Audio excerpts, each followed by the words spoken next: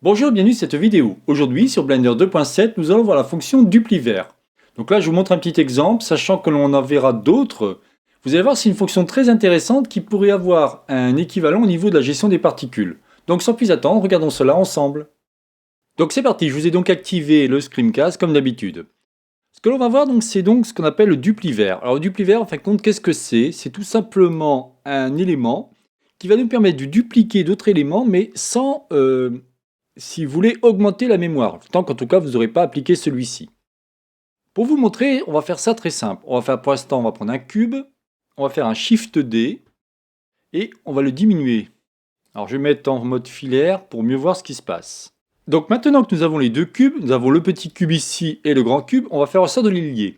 Si vous regardez ici au niveau du outliner, là, voilà, je zoome bien, vous voyez c'est marqué ici cube 0,1 et l'autre c'est marqué cube. Lorsque je vais faire un lien de enfant à parent ou de parent à enfant, automatiquement, vous allez voir que mon cube va s'insérer dans l'autre cube. Regardez, je prends l'enfant, Shift enfoncé, je prends le parent. Je fais CTRL P.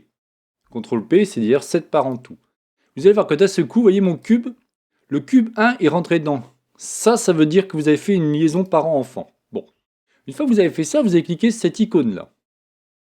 Et c'est là que ça va être super intéressant. On va aller sur ce qu'on appelle l'onglet duplication. Alors je vais faire en sorte d'enlever tout ça. Il n'y a pas besoin. Ici, on va commencer. Alors je vais vous expliquer tout. Mais par contre, il y aura certaines où je n'irai pas à fond dans les détails. Donc si on prend par exemple le premier, verts. Verts veut dire vertice. Et vous voyez, automatiquement, celui-ci m'a dupliqué. Alors je vais mettre plutôt en mode face. Voilà, c'est mieux comme ça. Celui-ci m'a dupliqué mon élément sur mes différents vertices. Si je me mets ici en... Alors je vais faire CTRL-Tab, pardon, mode édition, CTRL-Tab, on va se mettre en vertex. Vous voyez, on voit bien ici que pour chaque vertice, un élément s'est greffé.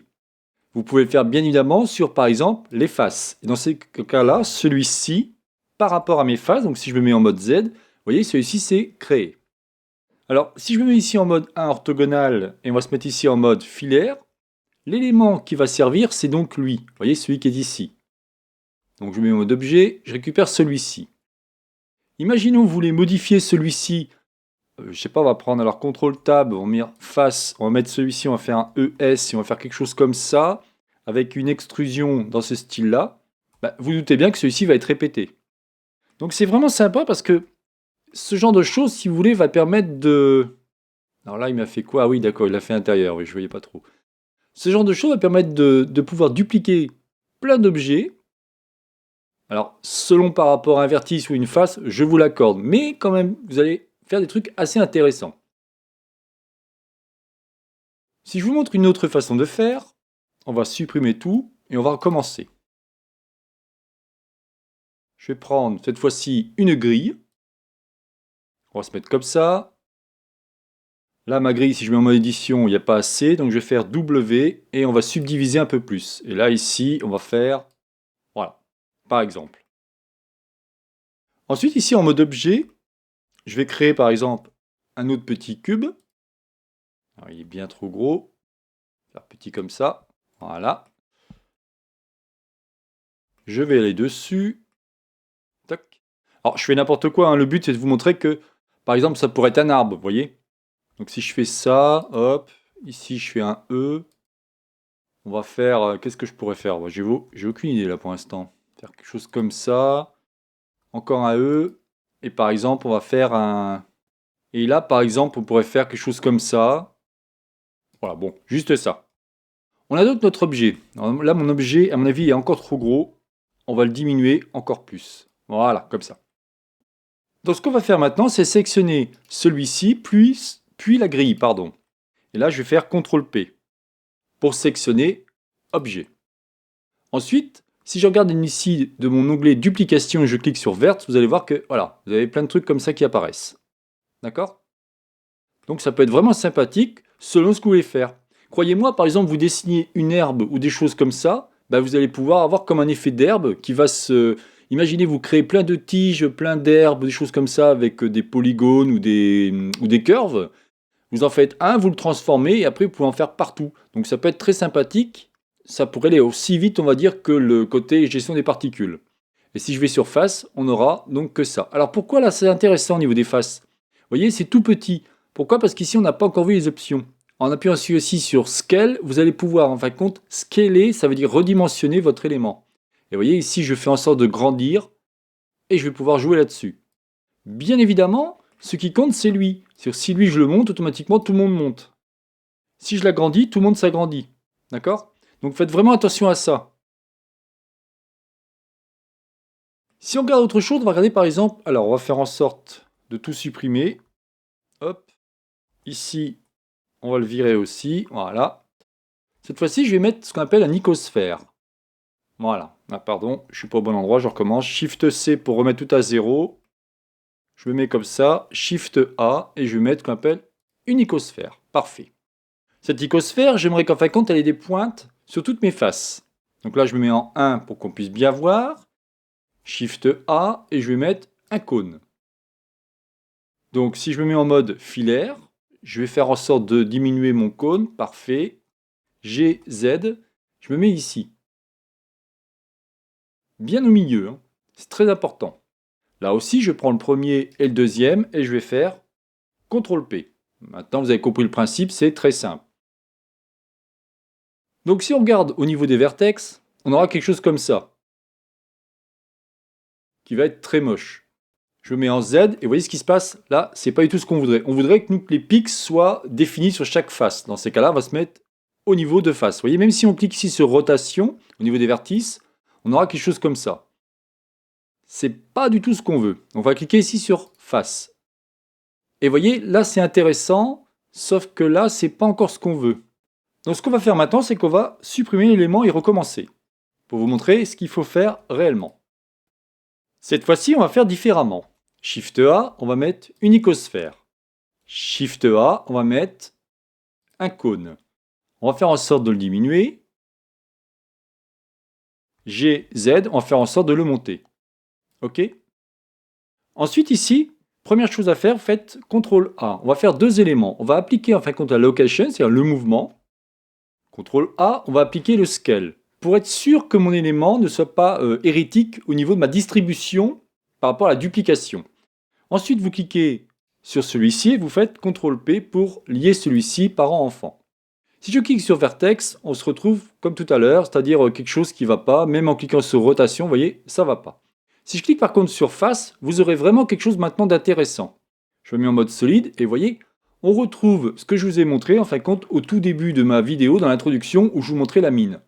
Donc là, ce qu'on peut faire, c'est par exemple diminuer la forme. Vous voyez, on fait ça et on va diminuer comme ça. Le problème, c'est que si je regarde ici, je me mets en mode filaire, non, c'est bon.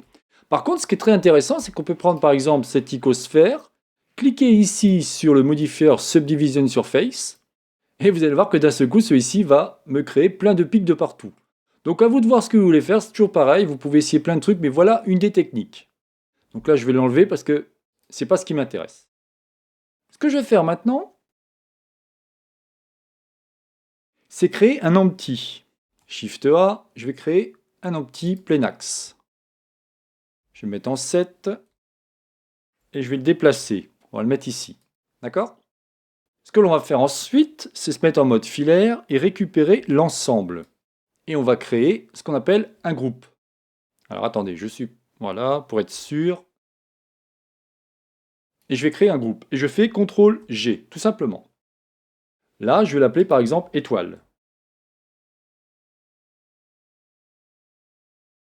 Alors ce qui est super intéressant, c'est que si maintenant je prends mon empty, qui est celui-ci, je vais dans groupe, je vais sélectionner mon élément. Et vous allez voir que d'un seul coup, celui-ci va me dupliquer mon élément. Ça, c'est vraiment génial. Et ce qui est vraiment bien, c'est que vous allez pouvoir faire des Shift D grâce à votre empty. Et si vous regardez bien au niveau ici de la mémoire, ou même du nombre de faces, ça ne bouge pas. Regardez, je refais encore un Shift D. Face 113, trise 142, ça ne bouge pas. En fin de compte, celui-ci n'a pris en compte qu'un seul élément. Tant que vous n'avez pas fait une application, bien évidemment, de vos modèles. Pour cela, il suffirait d'aller dans Objet. Vous allez ensuite dans Apply. Et ici, vous cliquez sur Make Duplicate Real. Et automatiquement, là par contre, vous retrouvez avec 2866 faces et 5244 tristes. Voyez? Mais c'est vraiment sympa si vous avez besoin de créer ce genre de choses sans les rendre réelles. En fin de compte, vous allez pouvoir faire plein d'objets de partout. Un peu comme des gestions de particules, mais sans avoir le problème de la ressource par rapport à votre ordinateur. Donc ça peut être un moyen intéressant. Et le dernier, donc là je vais faire en sorte de tout supprimer. Hop. La lampe, on va la laisser, s'il veut bien. Alors qu'est-ce qu'il me fait? Ah oui, parce qu'il s'est transformé en objet, évidemment. Donc hop. Voilà. Lui, on va l'enlever aussi. Voilà, on n'a plus de groupe, on n'a plus rien. C'est parfait. Et donc pour le dernier exemple, on va faire Shift A. On va mettre ce qu'on appelle un cube, pardon. Ici, je vais faire S, Y pour faire quelque chose comme ça. Voilà. Et ici, je vais faire un S, Z pour avoir quelque chose. Voilà, comme ça. Parfait. Je me remets en 7. Je vais faire en sorte de mettre une curve de type passe. En fin de compte, celui-ci, je vais faire un RZ 90, G, Z et je le monte. GY, pardon, hop, voilà. Donc on a notre courbe, c'est parfait. Je vais mettre en mode édition, je vais cliquer ici, je vais faire un E pour extruder pour avoir une courbe dans ce style-là. On pourrait même aller faire comme ça. D'accord? Ensuite, ce qu'on fait, c'est qu'on va sélectionner l'objet en premier. Alors, je désélectionne tout pour être sûr. On sélectionne l'objet, puis le chemin. Et ensuite, je vais faire CTRL-P. Attention, il y a une petite différence. Au lieu de faire Set Parent to Object, cette fois-ci, vous allez faire Set Parent to Follow Path. D'accord? Et ensuite, il suffit de cliquer sur cet élément et on va cliquer sur Frame. Pour l'instant, rien ne se passe. C'est tout à fait normal. Si par contre vous décochez Speed, vous allez voir que d'un seul coup, celui-ci, si je me mets en mode solide, m'a créé sans duplication par rapport ici à mon élément. Vous voyez, Start 1 et End 100. Si par hasard je diminue, évidemment, vous voyez, j'aurai un nombre différent. Ça peut être très intéressant, par exemple, faire une animation ou des trucs comme ça. Alors, c'est un peu le même principe que le mirror Array, où vous pouvez faire un décalage ou des choses comme ça. Mais c'est ça que je voulais vous montrer. Ensuite, ici, vous avez Off. Alors, le Off va tout simplement permettre d'enlever. Vous voyez? Ça c'est pas mal, ça. Et si on prend, par exemple, On, celui-ci va tout simplement... Vous avez vu ce qu'il fait? Donc, ça dépend ce que vous voulez faire, mais croyez-moi, c'est vraiment intéressant comme fonction, ce fameux duplication. On appelle ça aussi les duplivers. Hein. Voilà, bah écoutez, je pense que je vous ai tout dit au niveau des duplications, enfin du module duplication. Hein. Là maintenant, vous pourrez vous amuser et faire plein de trucs. Je vous donne juste des idées et à vous de jouer avec. Et voilà, donc c'est terminé pour cette vidéo. C'est donc la chaîne Ça va pour tous réalisée par Jean-Michel. Si vous avez aimé cette vidéo, n'oubliez pas de liker ou tout simplement vous abonner à ma chaîne. Alors il faut savoir que je fais évidemment beaucoup de vidéos sur la version 2.8 et beaucoup moins sur la version 2.7. Pourquoi? Parce que tout simplement, j'ai eu pas mal de retours comme quoi les gens étaient plus intéressés par rapport à la version 2.8. Donc faites-moi vos retours et en fonction des retours que j'aurai, je me dirai est-ce que j'arrête la 2.7 ou pas. Sachant que tout ce que je fais sur la 2.8 est très souvent réutilisable pour la 2.7. Il faut un petit peu l'aménager, on va dire, mais malgré tout, vous pouvez apprendre plein de choses. Par exemple, actuellement, je suis en train de faire tous les modificateurs de type Generate au niveau de la 2.8. Bien évidemment, il y a plein de fonctions ou d'options qui sont en plus, mais il n'empêche que les fonctions d'origine sont déjà dans la 2.7. Ce que je dis 2.7, c'est celle avant la 2.8, bien évidemment. Voilà, je vous souhaite donc une bonne journée et à la prochaine vidéo. Bye bye.